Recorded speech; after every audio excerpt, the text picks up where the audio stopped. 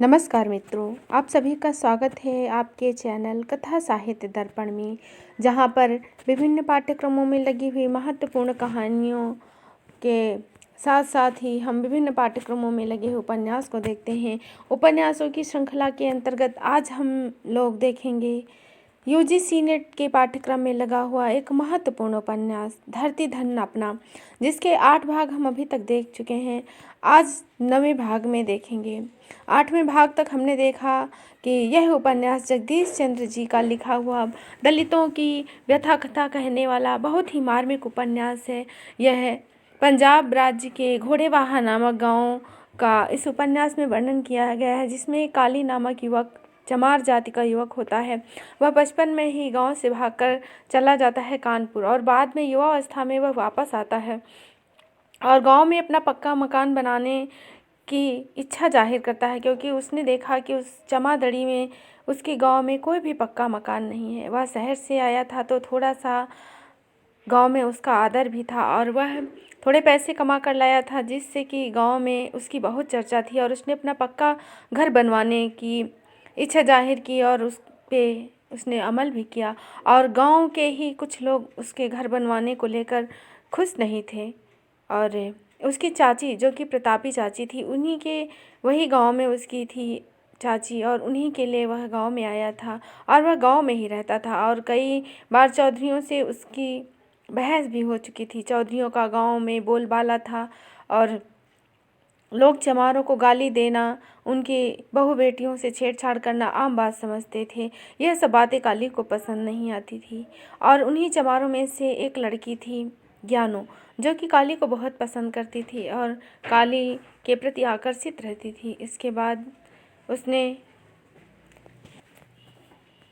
अपना घर बनवाया और मिस्त्री आदि कर लिए। बाद में वह घर बनवाते बनवाते गांव में ही रहने लगा और वह काली जो है वो ज्ञानों के प्रति आकर्षित हुआ। 8 भागों में हमने यहाँ तक देखा और देखा कि घर बनाते ही बनाते उसकी चाची बहुत बीमार हो गई और वह उनको अस्पताल ले जाने के लिए तैयारी कर रहा था। इसके साथ साथ ही गांव में बहुत चर्चा हो जाती है। वह गांव के ही बिशनदास नामक एक वैद्य को लेकर आता है और वह कुछ दवा देते हैं, पर उससे चाची को आराम नहीं मिलता। आगे के भाग में हम लोग देखेंगे क्या होता है।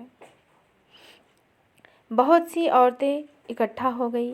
चाची को अंदर खाट पर लिटा दिया गया। आंधी बहुत जोर से चल रही थी।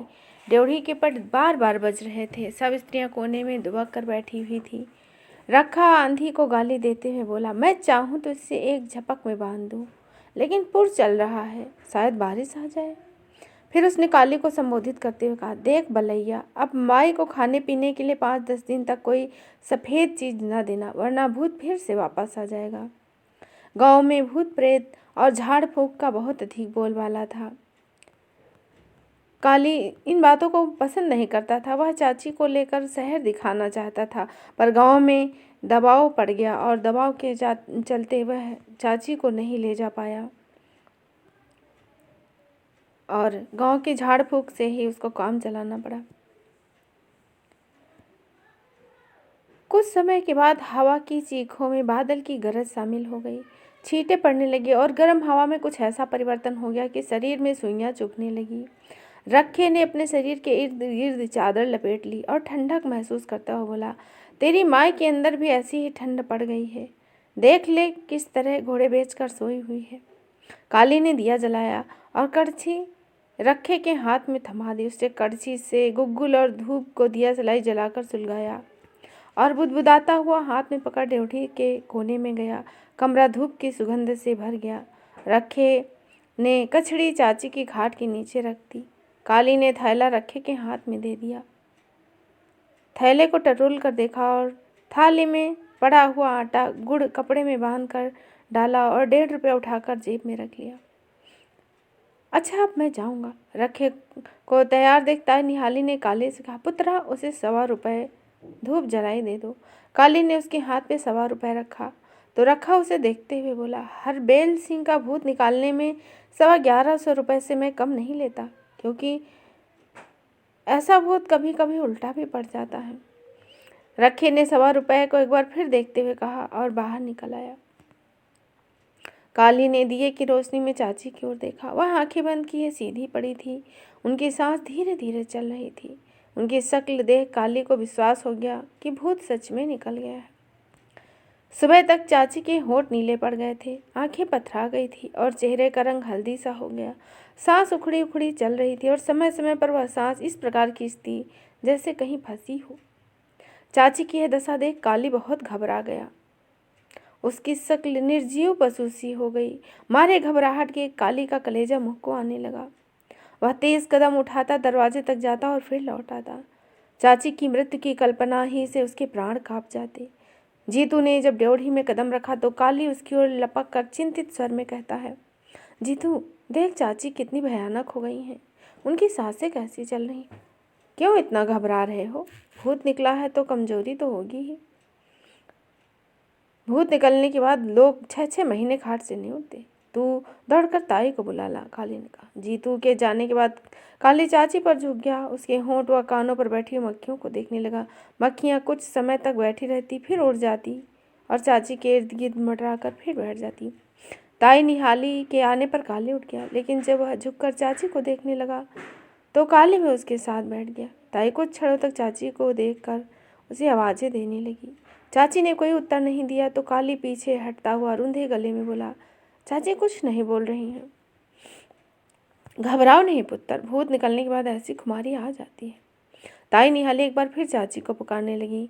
कई आवाज़ें देने पर भी चाची के शरीर में मामूली सी हरकत भी नहीं हुई तो वह उसे झकझोरने लगी। उसने चाची की एड़ी को, ठुड्डी को हिलाया, लेकिन वह उसके हाथ से ही मुड़ गई। यह देख ताई भी घबरा गई, परंतु काली की आंखों में आंसू देख वह अपनी घबराहट को छिपाते हुए बोली, तो रोने लगा है। प्रतापी को भूत निकलने के बाद बहुत कमजोरी हो गई है पुत्रा। तो आप सोच, शरीर से 2 बूंद लहू की निकल जाए या घुटने गोड़े में चोट लग जाए तो सारा शरीर झूठा पड़ जाता है। इसके अंदर से तो नामी डाकू भूत निकला है। भूत आता है तो तंग करता है। ताई निहाली उसे दिलासा देने लगी, लेकिन चाची ने जब जोर से हिचकी ली तो वह घबरा गई और दौड़कर प्रीतो और बेबी हुक्मा को बुला लाई। काली सहमा सा परे चला गया। बेबे हुक्मा ने चाची के माथे, पेट, कलाइयाँ, टांगों और पाँवों को हाथ लगाकर देखा और पीछे हटती बोली, प्रतापी का शरीर घने फागुन के कोहरे से ठंडा है। उसने काली को अपने पास बुलाया और स्निग्ध स्वर में बोली, पुत्रा हौसला रख, हर किसी को इस दुनिया से जाना ही है। फिर उसने ताई निहाली से कहा, प्रतापी के जमीन पे उतार दो, अब यह इस दुनिया में नहीं है। यह सुन काली का खून सूख गया। उसने मन ही मन निश्चय किया कि वह चाची को मरने नहीं देगा। उसने आंसू पिया और डॉक्टर बिशनदास की दुकान की ओर दौड़ा। डॉक्टर की दुकान पर मोटा ताला देख उसका दिल बैठ गया। उसकी पत्नी उसके जोर जोर से दरवाज़ा पीटने पर अंदर से उत्तर देती है कि वह शहर गया है, दिन ढली आएगा। काली के शरीर का सारा बल खत्म हो गया। वह गर्दन झुकाए झुकाए धीरे से कदम उठाता हुआ अपने घर की ओर चलने लगा। उसकी आंखों के सामने अंधेरा छा गया। वह विश्वास नहीं करना चाहता था कि चाची मर जाएगी, पर वह करे तो क्या करे। काली घर पहुंचा तो दरवाजे के बाहर बच्चों की भीड़ थी। ड्योढ़ी में बहुत सी स्त्रियां बैठी थी। जीतू के अतिरिक्त बंतु और संतु भी वहाँ थे। स्त्रियों ने चाची को जमीन पर लिटा दिया। उनके सिरहाने दिया जल रहा था। काली को देख प्रीतो बोली, काका प्रतापी के सिरहाने अनाज रख दो, अंत में दान पुण्य ही साथ जाता है। काली ने सब लोगों पर सरसरी नजर डाली और ट्रंक खोलकर सारे पैसे जेब में डाल लिए और चाची के पास बैठी स्त्रियों से कहा, चाची को मैं शहर के अस्पताल ले जाऊंगा। यह सुन सभी चौंक पड़ी। काली खाट के पाँव के साथ रस्सियां बांधने लगा तो बेबे हुक्मा बोली, पुत्रा अब तो बुझी आग में फूंक मार रहा है। नहीं बेबे, मैं चाची को अस्पताल ले जाऊंगा। काका उम्र बढ़ी तो दवा दारू के बिना भी जान बच जाती है, लेकिन अंत आ गया हो तो वैद्य हकीम डॉक्टर कुछ नहीं कर सकते। उसने चाची को खाट पर लिटा दिया और जीतू से बोला, जीतू तैयार हो जा, चाची को शहर के अस्पताल ले जाना है। अपनी माँ का व्यवहार देख जीतू आनाकानी करने लगा तो काली फूट फूट कर रोता बोला, मेरा भी कोई भाई होता तो आज मुझे किसी की ज़रूरत नहीं पड़ती। काली को रोता देख सबका दिल पसीज गया। ताई निहाली अपनी आंखें मलती हुई बोली, पुत्रा ये तो क्या कह रहा है, यहाँ सब तेरे भाई हैं। ताई ने वहाँ खड़े जीतू, बंतु, संतु सब की ओर संकेत करके कहा। यह सुन काली के कंधे पर हाथ रख बोले सभी, अगर चलना है तो जल्दी करो, बिशनदास शहर गया है। काली ने अपने आंसू पोंछते हुए कहा, लो हकीम लभू राम को बुला लाओ, बेबे हुक्मा ने सुझाव दिया।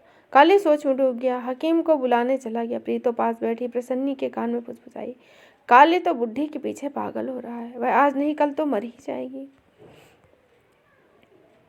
कुछ ही समय बाद हकीम लभू राम आ गया। उसने चाची के सिर से पांव तक नब्ज देखी और हाथ हिलाता बोला, अब दवा दारू का समय निकल गया, परमात्मा का नाम लो और प्रतापी की आत्मा की शांति के लिए प्रार्थना करो। यह कह लभू राम चला गया, पर काली को उसकी बात का विश्वास नहीं हुआ। उसने छांव करने के लिए खाट के गिर्द रस्सियों की चादर बांधी और पायती में पानी का बर्तन रख दिया। लंबा मजबूत लठ दोनों और के पाँव में बांध रस्सियों से निकाल ढोली तैयार की। काली पुत्रा, क्यों अनर्थ कर रहा है? यह तेरी भूल है, आई मौत को कोई नहीं टाल सकता। बेबे हुक्मा ने अपनी बात भी पूरी नहीं की थी कि चाची ने जोर से हिचकी ली और उसकी बाँह फड़फड़ाई। उतार लो नीचे, बेबे हुक्मा ने शोर किया। काली एक और हट गया तो ताई निहाली और प्रीतो ने चाची को खाट से उठा जमीन पर लेटा दिया। ताई निहाली ने अनाज का मटका उसके सिरहाने उड़ेल दिया और प्रीतो दिया जलाने लगी। बे काली, अनाज में कुछ पैसे डाल दे। काली ने जेब से पैसे निकाल अनाज पर फेंक दिए। बेबे हुक्मा चाची ने बर्फ जैसे ठंडे शरीर को छुआ और बोली, हाय नी प्रतापी गई। काली को जब विश्वास हो गया कि चाची सचमुच मर गई तो उससे लिपटकर जोर जोर से रोने लगा। उनके बैन सुन काली का दिन भर आता, वह जोर जोर से रोता। दिन ढल गया। ताया बसंता काली के पास आकर बोला, अपने आचार्य रुदलू राम को कोई बुलाने गया है कि नहीं? अब से तैयारी शुरू करोगे तो शाम तक अर्थी निकाल सकोगे। संतू गया है, जीतू ने उत्तर दिया। कम से कम लकड़ी ही शमशान पहुंचा दो, इस तरह हाथ पर हाथ धरकर तो कोई काम नहीं होगा। ताया बसंती ने कहा, लकड़ी हम पहुंचा देते हैं। बंतू उठा। काली, लकड़ी घर से ही निकालोगे या मोल लेनी है? ताया बसंती ने पूछा। मोल किस लिए लेनी है, ये लकड़ी है ही। काली ने लकड़ी और सहतीरों की ओर देखकर कहा, यह तो इमारती लकड़ी है, अब किस काम की? काली के मन में अपनी हर चीज के लिए अत्यंत वैराग उत्पन्न हो गया। बंतू की सहायता से एक सहतीर अलग कर दी गई और अच्छी अच्छी लकड़ियां निकाल दी। ये ले जाओ, कम हो तो और ले जाना, काली ने बंतू से कहा। जमादड़ी के आचार्य रुदलू के आने पर स्त्रियां और मर्द सतर्क हो गए। स्त्रियां चाची को स्नान कराने की तैयारियां करने लगी। मर्द अर्थी बनाने में जुट गए। ताई निहाली जैसे विवाह की तैयारियां कर रही हूँ। प्रीतो पानी तैयार कर काली के पास आई और बाबा फत्ते ताए बसंते को देख छोटा सा घूंघट निकाल धीमे से और बोली, चाची के कपड़े कहाँ हैं? काली ने अंदर जाकर एक कनस्तर खोला और उससे एक गुच्छा मुच्छा सा सूट निकाल दिया। चाची का यह सूट कई वर्ष पुराना था, इसे वह केवल विशेष अवसरों पर पहनती थी। चाची यह सूट पहनकर निकली तो बिल्कुल रानी लगती थी। प्रीतो, तन के कपड़े भी साथ नहीं जाते, कुछ भी साथ नहीं जाता, ताई निहाली भराई आवाज में बोली। सूरज काफी नीचे चला गया। चाची को स्नान करा स्त्रियों ने कपड़े पहना दिए। जीतू और काली उसे अर्थी पर लाद कर बाहर ले गए। ताई निहाली दहाड़ मारकर रोते हुए बोली, प्रतापिये, तो सचमुच ही हमें छोड़कर चली गई। भीड़ इकट्ठी हो गई। चाची की अर्थी उठी तो काली एक बार फिर फपक फपक कर रोने लगा। अर्थी के पीछे मर्द चल रहे थे, उनके पीछे बच्चे और स्त्रियां। चौं पार कर पहुंचने पर बच्चों को लौटा दिया गया।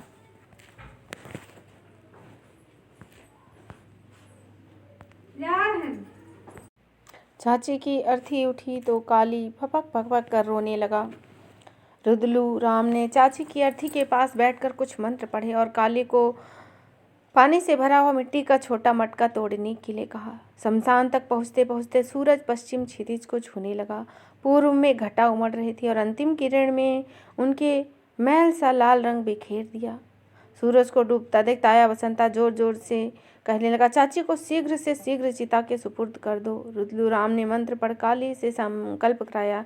चाची का शव अर्थी सहित चिता पर रख उनके मुंह पर से कपड़ा हटा दिया गया। चाची को देखते ही काली फूट फूट पर रोने लगा। वह दीवाना सा हो रहा था। रुदलू राम से समझाते हुए कहा, पुत्रा, अगर आंसू बहाने से मरा हुआ आदमी जिंदा हो सकता तो इस दुनिया में कोई कभी न मरता। काली के लिए उस समय ये शब्द अर्थहीन थे, क्योंकि वह अपनी आंखों से देख रहा था कि आधे घंटे बाद चाची का अस्तित्व केवल कुछ हड्डियों और राख के रूप में ही रह जाएगा। ताए बसंते ने काली को पकड़ा और उसके हाथ से चिता में आग लगवाई। कुछ दूर पर बैठी हुई स्त्रियां घी, आग और सुगंधित पदार्थ को सूंघ रही थी। प्रीतो नथुनी फुलाते हुए बोली, देसी घी है, मैं तो खुशबू सूंघ कर ही बता सकती। वह कुछ ईर्ष्या से स्वर के कहने लगी, भाभी प्रतापी ने पिछले जन्म में बहुत अच्छे कर्म किए होंगे, जो उसकी चिता पर भी देसी घी डाला गया है। एक हम हैं जिन्हें जीते जी भी देसी घी चखने को भी नहीं नसीब हुआ। चिता में अब आग चारों ओर फैल गई, लकड़ियां चटक चटक जलने लगी। काली का धैर्य और संयम बिल्कुल जवाब दे रहा था। वह पागलों की तरह चिता की ओर दौड़ा। जीतू ने और ताई बसंते रुदलू ने उसे पकड़ लिया और कुछ दूर पीछे घसीट लाए। क्या पागल है, चिता में कूदकर तू भी जलेगा क्या?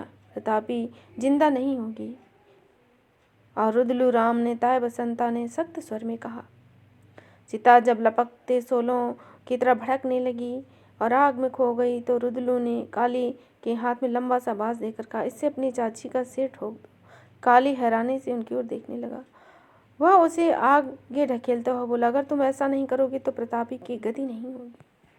काली ने रुदलू राम का आदेश सुन चाची का सिर बांस से ठोक दिया। रुदलू ने चिता की ओर ध्यान से देखा और लोगों को उठने का संकेत करते हुए बोला, चलो।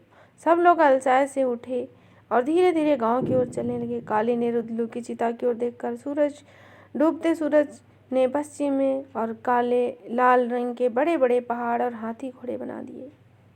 लपकते शोले और आकाश पर फैली हुई मैली सी लालिमा और मटमैली कालिमा देख डर सा महसूस हो रहा था। काली बिखरा हुआ सामान समेटकर झाड़ू लगाने लगा तो प्रीतो ने उसके हाथ से झाड़ू ले ली और भर्राई आवाज में डांटते हुए बोली, हम मर तो नहीं गए हैं? काली ने उनके हाथ से झाड़ू छीनते हुए कहा, हाय। भरे मोहल्ले के सिर में मिट्टी डालने लगा।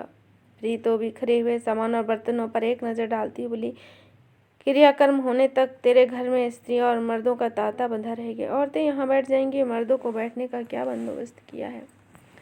अभी तो कुछ नहीं, काली ने अधीर स्वर में उत्तर दिया। प्रीतो भी सोच में डूब गई। फिर गली में जाते हुए अपने बच्चे को आवाज़ देकर कहा, अपने चाचे को जल्दी भेज दे। बहुत देर तक प्रतीक्षा करने के बाद भी निक्कू नहीं आया तो प्रीतो उसे गाली देते हुए बोली, इस आदमी से बहुत मैं दुखी हूँ। इस सुहाग से तो रड़ापा अच्छा। प्रीतो के जाने के बाद काली मटकी को ठीक ढंग से रखने लगा। गेहूं के मटके में हाथ डालने पर उसे एक लड्डू मिला जो सूखी हड्डी की तरह सख्त हो गया था। काली को याद आया कि अपनी मौत से कोई एक माह पूर्व चाची ने उसे यह लड्डू खाने को दिया था, परंतु उस समय उसने इनकार कर दिया था। चाची ने उसे संभाल कर मटके में रख दिया ताकि उसे बाद में दे सके। काली लड्डू को कुछ क्षण देखता रहा, फिर उसकी आंखों में आंसू छलका है। चाची की याद जून की आंधी की तरह उमड़ आई। पादरी की भी आंखें नम हो गई। काली को कुछ पता नहीं था पादरी कब ड्योढ़ी पर आया। उस समय खबर महसूस हुई जब कोई बहुत ही प्यार से उसके सर पर हाथ फेर रहा था। आज सुबह ही मुझे पता चला, कालिदास, यीशु मसीह अपने बंदों को इस दुनिया में से दोषक में ज़्यादा दिन नहीं रहने देता। खुदा ही एक ऐसी ताकत है जिस काम में कोई आदमी चाहे या ना चाहे उसको होना ही पड़ता है शामिल। काली कुछ समय के लिए अपने आंसू पोंछ लेता है। कालिदास, खुदा की मर्जी के खिलाफ कोई नहीं जा सकता, इसीलिए खुदा ने अपने बेटे यीशु मसीह को दुनिया में भेजा था ताकि वह लोगों को रास्ता दिखा सके। पादरी उसे शांति का उपदेश देकर बोला, कालिदास, किसी भी चीज़ की ज़रूरत हो तो बता देना, शर्म संकोच बिल्कुल मत करना। मेरे दादा हिंदू थे, मुझे याद है जब वह मरे तो मेरे पिताजी को कितनी परेशानी हुई थी। कुछ क्षण चुप रहकर पादरी ने फिर कहा, अफसोस के लिए लोग आएंगे, उनके लिए सफ कहाँ बिछाने का बंदोबस्त किया है? अभी तक तो कहीं नहीं किया। औरतें यहाँ बैठ जाएंगी, मर्दों के लिए। काली ने बात अधूरी छोड़ी तो पादरी ने सलाह दी, नंद सिंह की दुकान के साथ वाला कोठा ले लो, वह ठीक रहेगा। मैंने नंद सिंह से पूछा नहीं, काली ने विश्वास भरे लहजे में कहा, मैं पूछ लेता हूँ। पादरी सीधा नंद सिंह के पास पहुँचा। वह बहुत लगन से चमड़ा कूट रहा था। पादरी को देख नंद सिंह उठ खड़ा हुआ। नंद मसीह, सुनाओ क्या हाल है? पादरी ने पूछा और उसके उत्तर की प्रतीक्षा किए बिना ही फिर बोला, काली की चाची मर गई है, बेचारा बहुत दुखी है, 5 दिन के लिए तेरे कोठे की ज़रूरत है। नंद सिंह ने बात टालने की कोशिश की तो पादरी क्रुद्ध होकर बोला, नंद मसीह, कुछ अपना भला भी सोच लो।